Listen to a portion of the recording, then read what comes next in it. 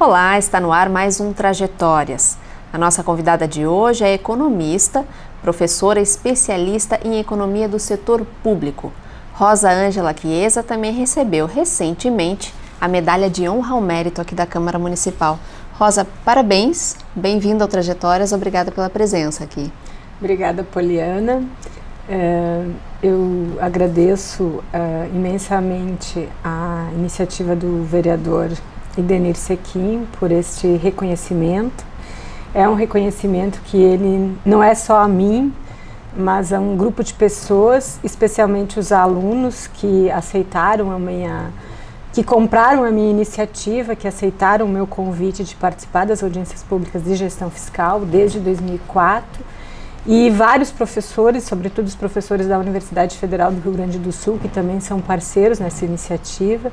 Então é um reconhecimento coletivo e ele é um reconhecimento muito importante para nós seguirmos com essa atividade de extensão, dentre outras que fizemos na Universidade Federal do Rio Grande do Sul, sobretudo porque foi uma iniciativa muito voluntária, sem remuneração, sem contar com a carga horária remunerada na universidade privada. Quando eu comecei, foi realmente algo que era necessário, dado a minha experiência, né, quando eu comecei a fazer o estudo sobre a Lei de Responsabilidade Fiscal, ainda no meu projeto de pesquisa de doutorado, e ao observar que em alguns municípios, ou na maioria dos municípios do Rio Grande do Sul que eu pesquisei, a audiência pública de gestão fiscal ela era realizada, mas ela era realizada sem público, né? E muitas vezes, lembro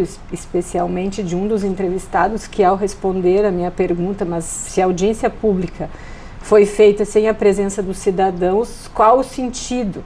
Né? Porque o legislador, quando ele criou a lei, era justamente para fazer com que o cidadão participe da coisa pública, da res pública. Isso é controle social, além da transparência, tem o controle social.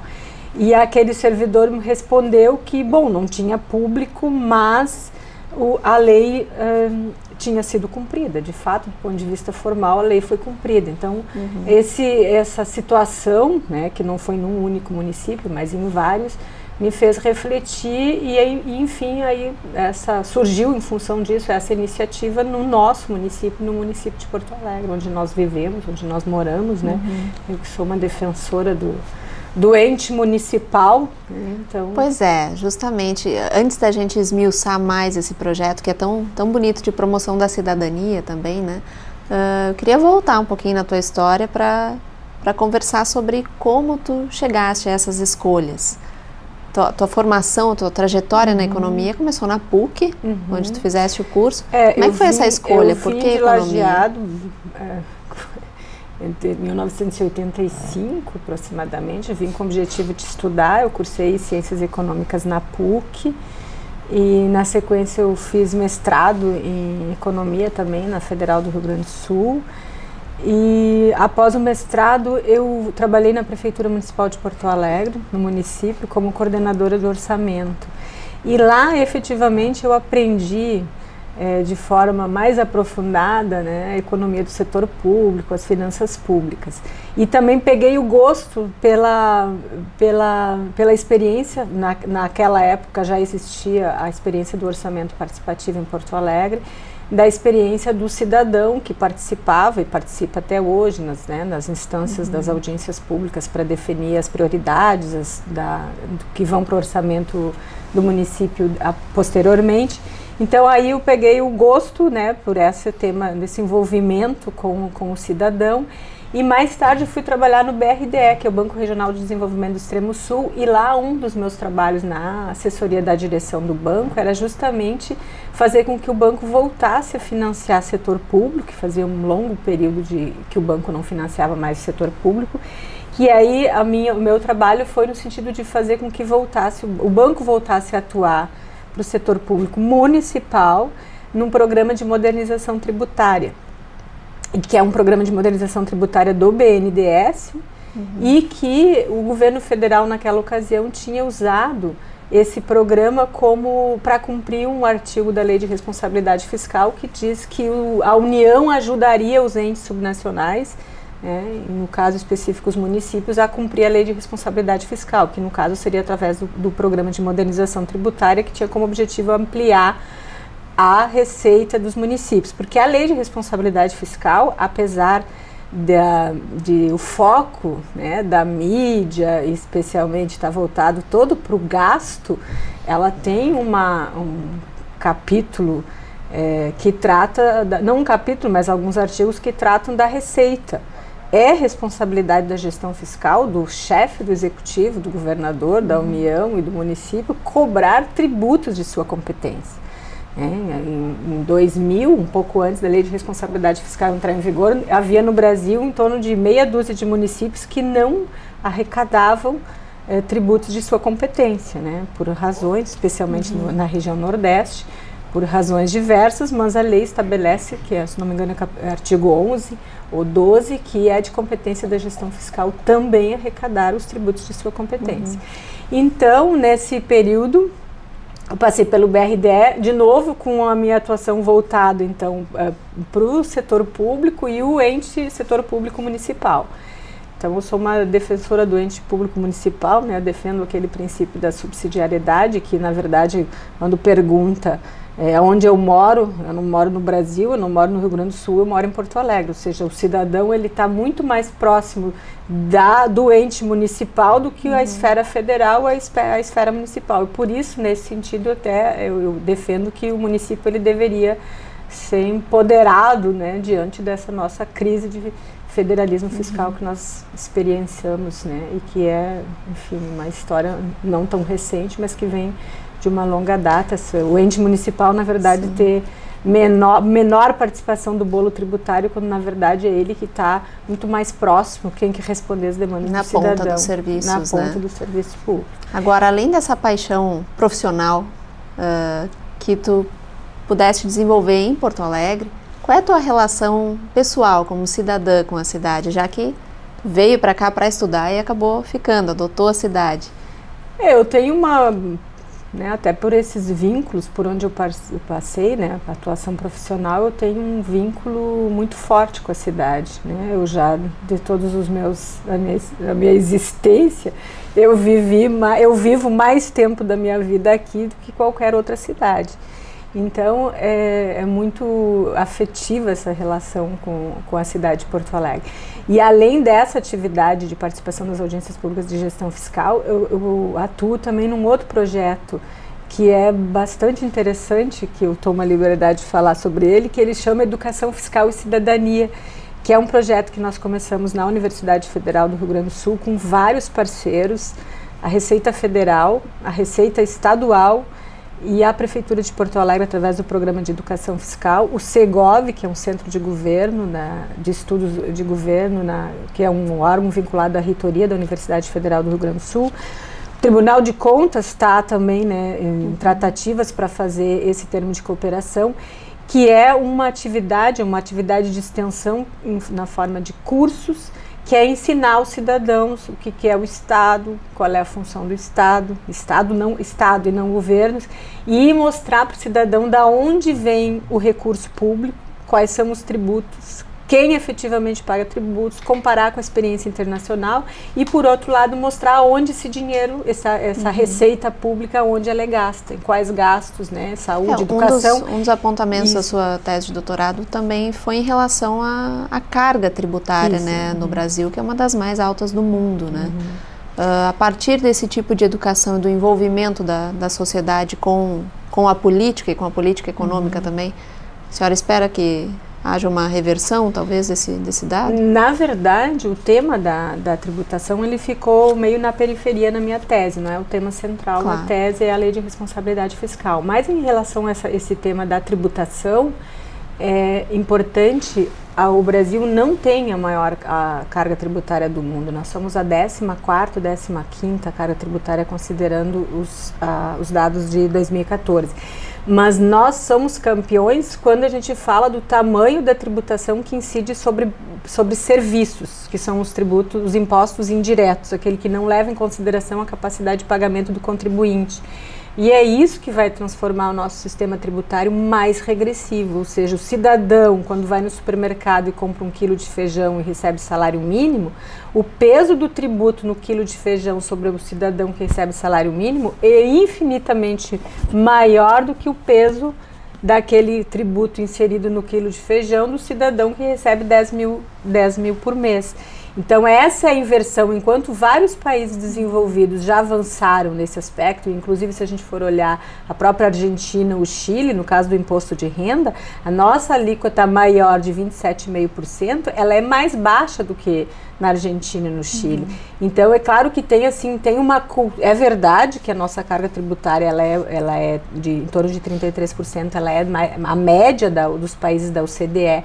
Mas a questão central, na minha concepção, não é o tamanho, que está na média, mas como essa carga tributária ela é distribuída.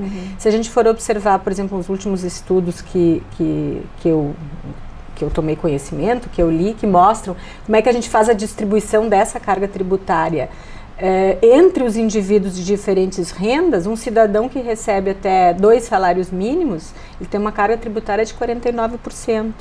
E o cidadão que recebe 30 salários mínimos, ele tem uma carga tributária de 27,5%.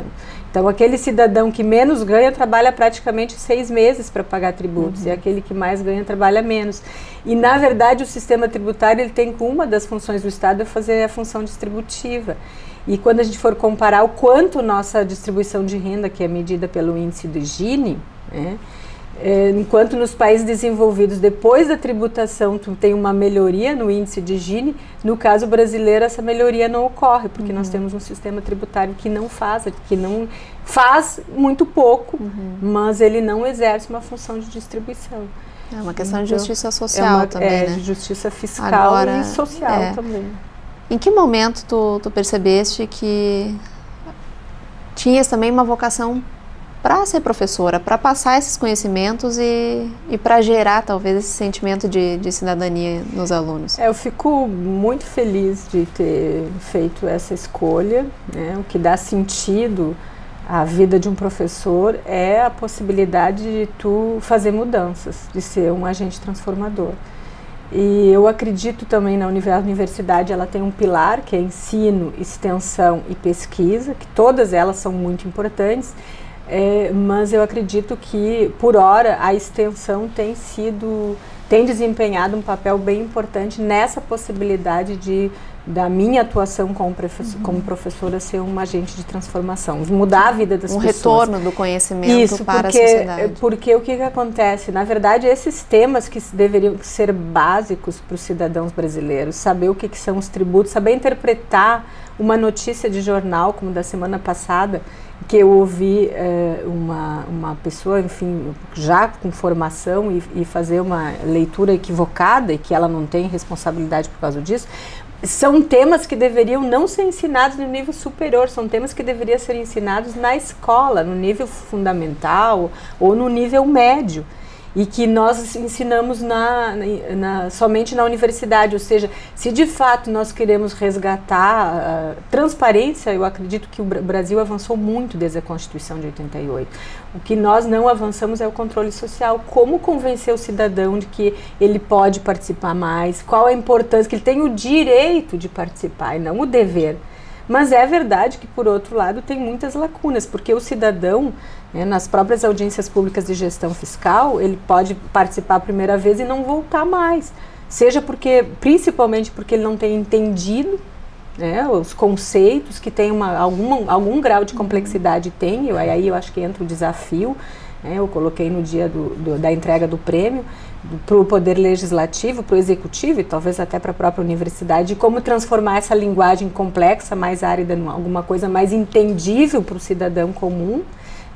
E também a outra questão é que ele pode, se ele não entendeu o tema, o que eu estou fazendo aqui, né? Esse questionamento. Como é que eu posso participar se eu não compreendi o que está sendo discutido?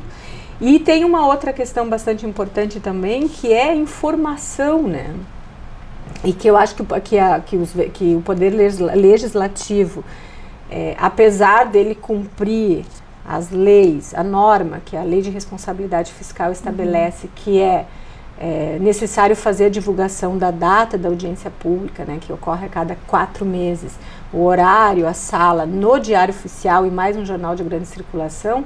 Eu acredito que essa divulgação ela poderia também ser um pouco mais ampliada, qualificada, porque os vereadores eles utilizam muitos espaços na mídia e a própria imprensa, o que eu tenho observado, e é uma crítica construtiva, que quando ela faz a reportagem sobre a referida audiência, estou pegando um fórum de participação, né, mas na audiência pública de gestão fiscal, ela noticia o conteúdo, que é muito importante, mas ela não noticia que é uma audiência pública, que está aberta ao cidadão, que é uma exigência da Lei de Responsabilidade Fiscal. Então, parece simplesmente que houve uma coletiva onde o secretário da Fazenda foi lá e colocou prestação de contas, ou fez uma... e que não o contexto em que, né, esse evento aconteceu, e que chamando, dizendo, olha, aconteceu. E daqui a 4 meses vai acontecer novamente. Apenas como produto final e não o processo. Então, né? Também é uma crítica construtiva, talvez, a própria imprensa da Câmara de Vereadores. Como a senhora falou, a informação ela é uma dificuldade de todos os setores, né? A tradução da informação, né? E com certeza a mídia também pode melhorar o seu papel. Nós vivemos ainda num período de muita informação, né? E que muitas vezes essa muita informação pode virar desinformação. E como fazer essa seleção. Então é um outro grande desafio. Agora isso que é importante também desse projeto que a senhora promove, porque além de inserir os alunos nesse tipo de informação e no contexto dela, é também um projeto interdisciplinar, né? Não só alunos da economia, mas também do direito, de políticas públicas. Tem outros cursos também, né? Tem possibilidade de participar, Sim, né? Os alunos que têm participado foram alunos do curso de Direito, né? A disciplina de Economia do Setor Público, ela é muito colada, linkada, tem um elo muito grande com o direito. Nós tratamos de Lei de Responsabilidade Fiscal, Lei de Diretrizes Orçamentárias, toda a norma que trata da tributação, enfim.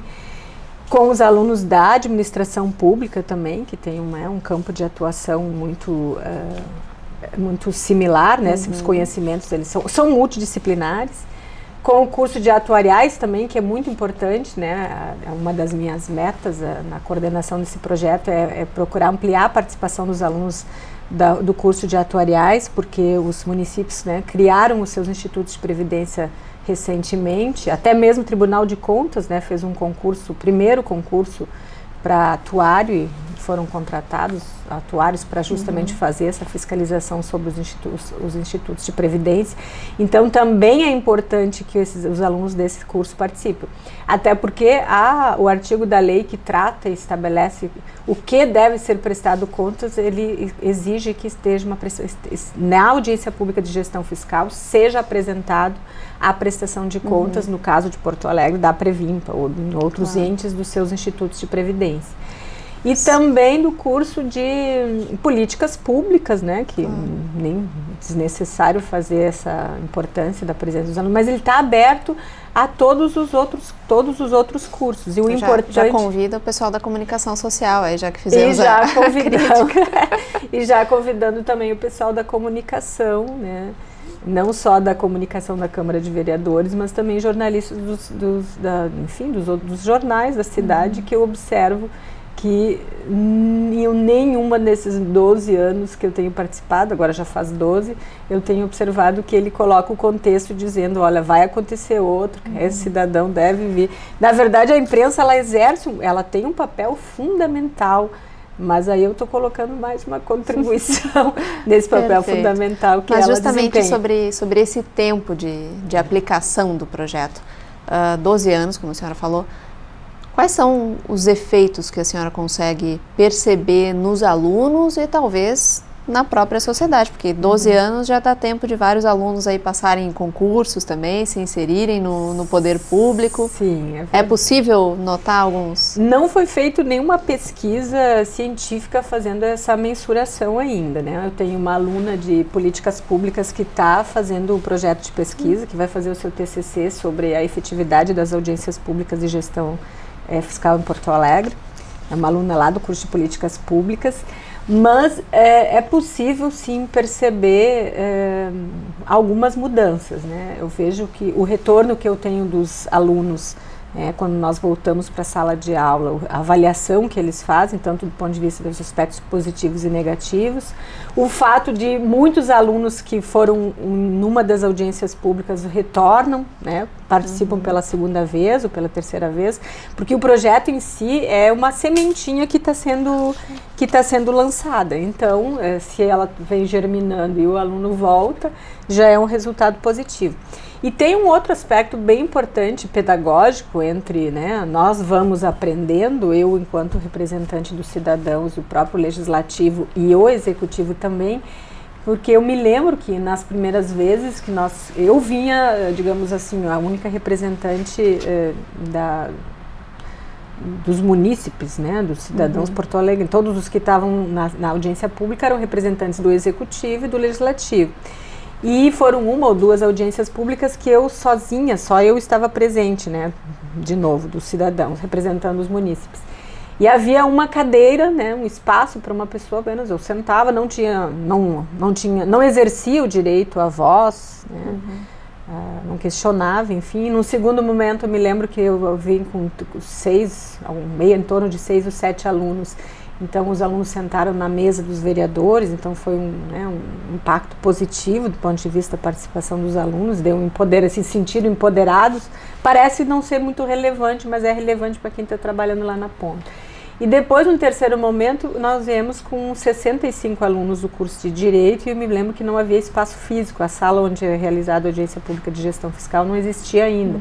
Então, mas mais do que essa transformação física, que é importante, né, um espaço adequado para receber os cidadãos para discutir as contas públicas do município, é o fato de, com o tempo, a CEFOR, ela abriu espaços para os presentes, os cidadãos presentes questionarem, demandarem, criticarem, identificar alguma lacuna.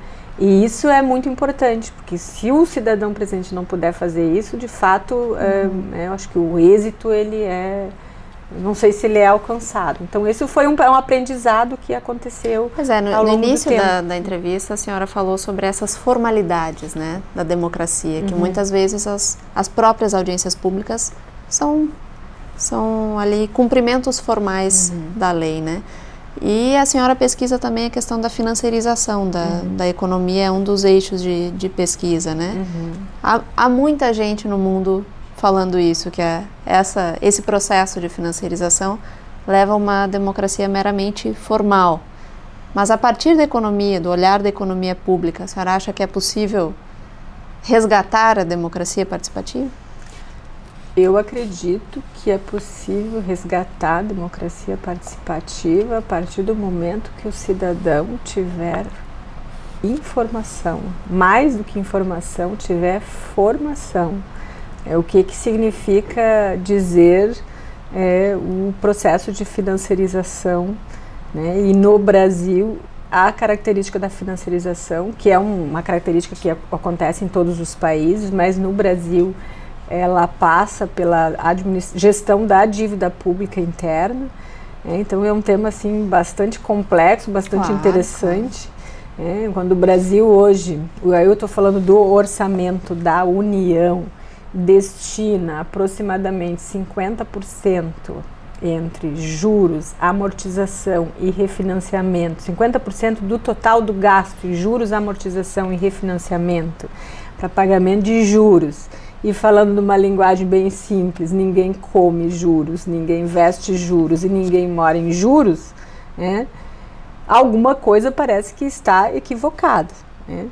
E a manutenção, e isso está relacionado, sem entrar na política macroeconômica, com é um outro tema que é estudado em várias outras áreas da economia, não só da economia, mas da ciência política, da sociologia, que é a perda de autonomia dos Estados nacionais. E essa perda de autonomia muitas vezes inclusive para fazer a política macroeconômica. E essa perda de autonomia dos Estados nacionais, ela vai se dar decorrente de outros grupos, dentre os quais podemos citar, né, tem alguns autores que colocam 6 grupos econômicos, mas os bancos, né, a própria indústria farmacêutica e por aí segue. Então, Tem um filme bastante interessante que se chama Inside Job, ou Trabalho Interno, que mostra esse tema da perda de autonomia dos Estados nacionais nos Estados Unidos, que é bastante interessante. Professora Rosa, para terminar a aula com referências aqui, queria um depoimento seu no sentido de missão mesmo. A senhora acha que essa é a grande missão da sua vida? Juntar a teoria à prática, passar as informações?